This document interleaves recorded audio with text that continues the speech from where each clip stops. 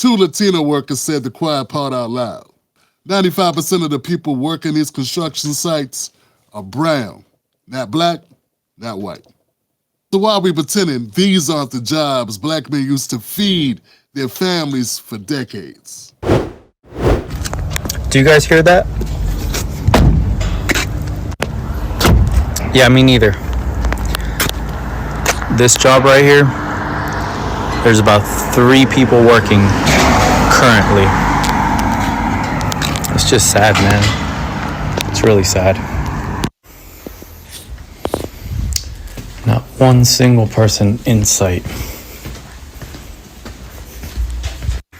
It's crazy, man. A lot of people don't realize how this affects the economy so much.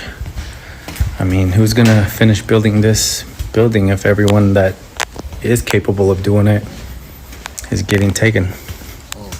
Capable. On the bright side, for those that are okay with it, come work. There's a lot of positions that need to be filled and long hours and no AC, no heat. We'll be waiting. The amount of people that didn't show up today is unsettling. The people who did show up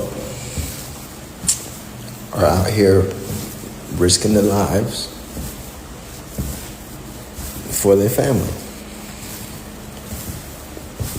There's been multiple helicopters flying over the job site. And like one of my coworkers said, it's not if they show up, it's when they show up.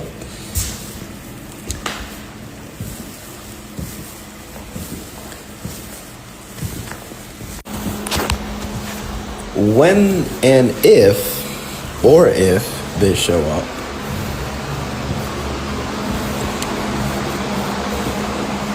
this job site is not going to move forward. 95% of the people out here is brown.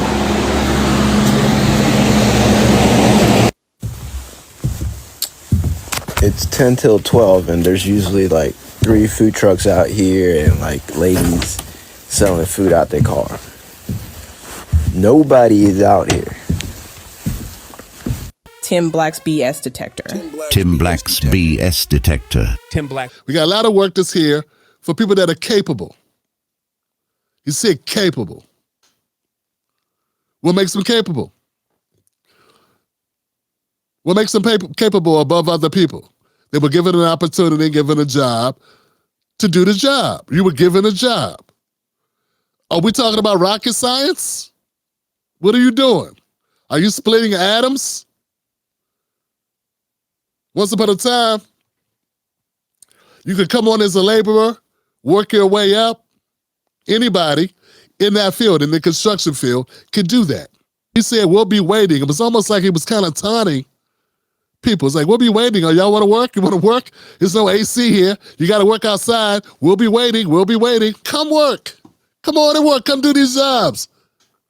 It was like he was implying that Americans are lazy and they don't want to work. You know what, fam?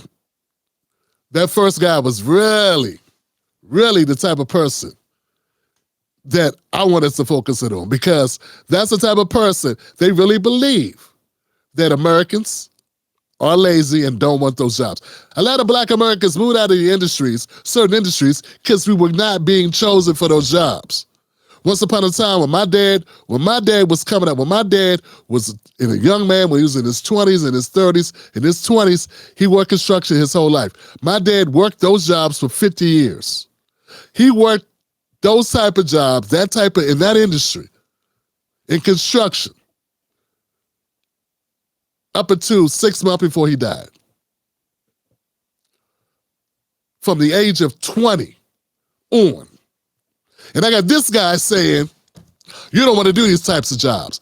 I know a lot of Black Americans who did those types of jobs. Those jobs didn't wait for us. And it's a lie that Democrats keep telling, but that undocumented or migrants, brown people coming from the southern border or whatever, that they are just picking fruit.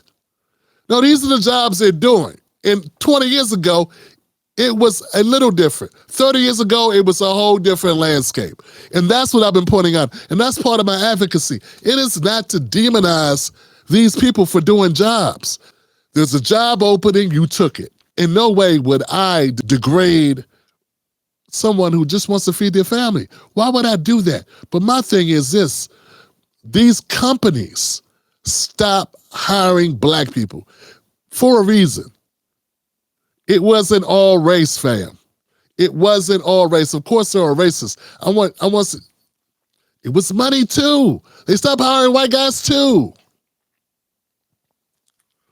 I have friends of this show who I've spoken to on this issue, and they work beside many people who work very hard, who do great jobs, who are from Venezuela or from Mexico or Colombia, wherever they're from. And once again, like I tell them, man, I'm not on, they are not good people, they don't work hard, they don't deserve this, and we need to demonize them. No, I'm talking about the corporations and the policies that pushed my people out of those jobs. So let me get this right. It is fine for progressives and Democrats to complain about these people not being able to work those jobs. But it's not fine for me to complain about my people not being able to work those jobs. And that's why I got a problem with y'all, man. I got a problem. When I say y'all, I'm talking about the Democrats and the progressives and those people that consider themselves very intellectual. Why aren't they having this conversation? Now, they'll sit back, they'll talk about Trump all day. I got to hear another thesis on why Trump is fascist. Why are they talking about black men and young black men not having access to these jobs that are plentiful? That once upon a time, this is what black people did to raise their families. When people talk about the black family and the cohesiveness and the stability of black families, you gotta factor in economics. What else was going on besides drugs? These jobs started going away. They started giving these jobs. The attrition of those jobs in the black community led to where we are now. So I consider it very hypocritical, also a denial and negligent on behalf of these people who are given big platforms, who don't have the courage to bump up against the Democratic Party and hold the line on this issue and demand answers and to make it a focal point. But now they talk all day about Target and DEI. Do you understand how that's a cop-out? That is lazy. Get what I'm saying? To me, that's lazy. To be focused on, but they won't give us they won't give us the DEI jobs. Why don't you fight on this ground? Here goes a lane that's not worthy of your attention. Now, because the Democrats have not co-signed it. It's because the Democratic Party does not want you talking like this. You're willing to go up against corporations. You're willing to go up against lobbyists to fight for DEI. You're willing to go up against the president to fight for DEI, but you're not willing to go up against your own party to fight for these jobs coming back to Black America. People should be talking to Mamdani right now. The second guy, what he said here was so atrocious, I don't even know where to go with this, fam. He said there are people risking their lives to come to work to feed their families. As if this is new shit. He's making it sound like they're not making money. He's making it sound like if they don't go to this job in this country that they're in illegally, that they will be drawn and quartered and sent to the firing squad.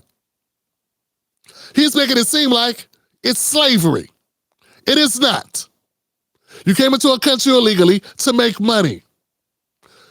You can take the money Trump gave you and go back to your country with $1,000, which is like $3,000 in your country, and start a business there.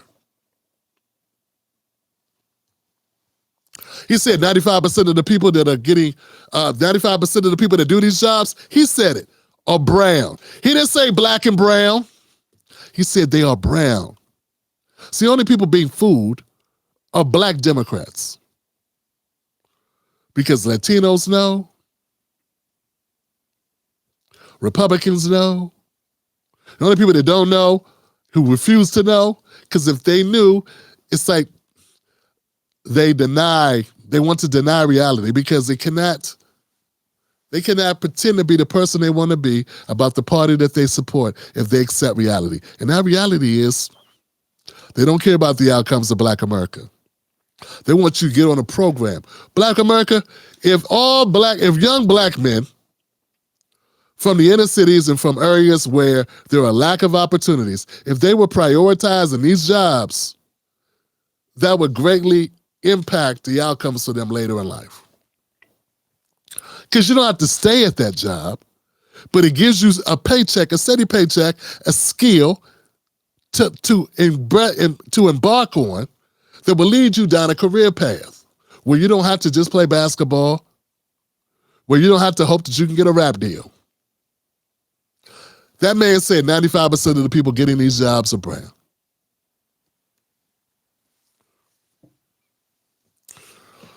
You know how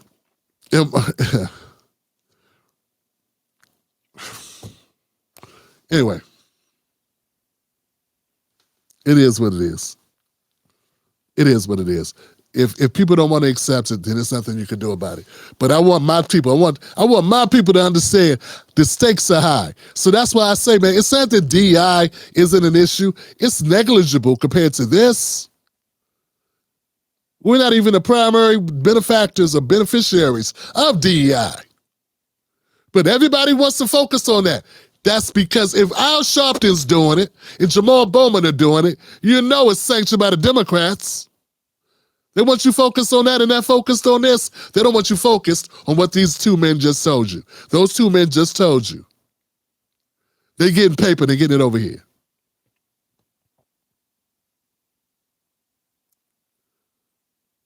Why aren't we pushing for young people to get those jobs? And for nothing, white Americans need those jobs too. Stop going into the armed services. Stop joining the army.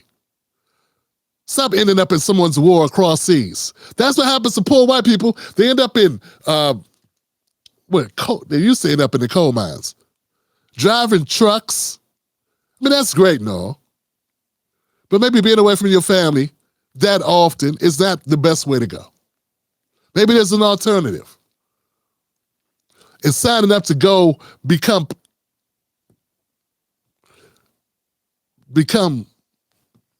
bullet catchers for some war somewhere for oil or whatever, regime change bullshit. Maybe that's not the best way. Maybe that's not the best way. Maybe there should be other options for poor white people too.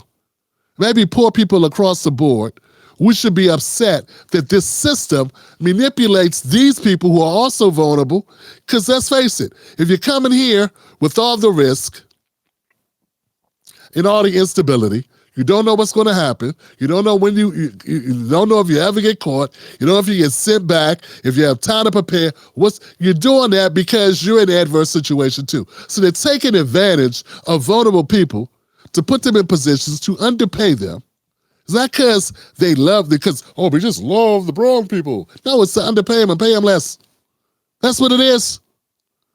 Those people who do not have the full protection of the state, you can work them till they drop. You don't have to adhere to all the guidelines and rules, and they don't have all of the restitution ability that others would have. So it becomes a very beneficial situation for those employers. That's my point. I hope I made it. I hope it makes sense. Let me know what you think. And I think if you listen to my argument more than the first 60 seconds, you see it's not about demonizing migrants. It's not demonizing undocumented people. That's just what you say when you don't want to deal with the facts of what I am arguing. Because you really have no comeback. Because there is really no way to explain it. There's no way to answer the question with any integrity, honestly, about why aren't Black Americans in these positions?